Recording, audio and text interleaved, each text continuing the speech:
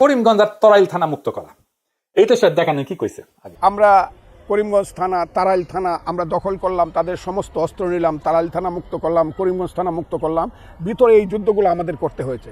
করিমগঞ্জ থানাকেও মুক্ত করে নাই। 14 ডিসেম্বর তারা রাজাকারটা ছেড়ে চলে যায়, তারপরে পুরা করিমগঞ্জ মুক্ত হয়ে যায়, এটাকেও মুক্ত করে নাই। তাইলে এখানেও লাড্ডাগুট্টা। করিমগঞ্জ থানা লাড্ডাগুট্টা। তরাইল থানা মুক্তিযুদ্ধ জ্ঞান কোষে তরাইল থানা মুক্ত করার যুদ্ধের কথা আছে, সেটাও আছে। তরাইল থানা পাখানাদারদের সঙ্গে মুক্তিযুদ্ধদের 3বার যুদ্ধ হয়। একবার তারা দখল করার পরে পাক বাহিনী আবার এটা যে পাল্টা দখল করে নেয়। অক্টোবর মাসের প্রথম দিকে মুক্তিযোদ্ধারা থানা দখল করে, নভেম্বর মাসের শেষ দিকে হানাদাররা আবার তা দখল করে নেয়।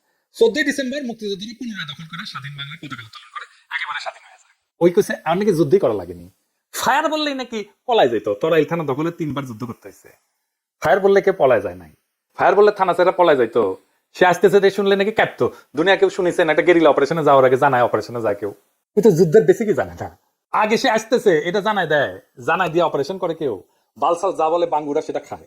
সে নাকি কান ধরে উঠবাস করে ছেড়ে দিছে। এডিটার সাহেব শোনান। কিন্তু খুব সত্য করে বলতে গেলে বলতে হয়, আমার নাম শোনার সঙ্গে সঙ্গেই রাজাকাররা পালায় যেত। ফজলু কমান্ডার আসিতেছে, এই কথাটা তাদের কাছে আগুনের মতো মনে হইতো যে কেউ বাঁচবো না, কাজে সবাই পালিয়ে যেত।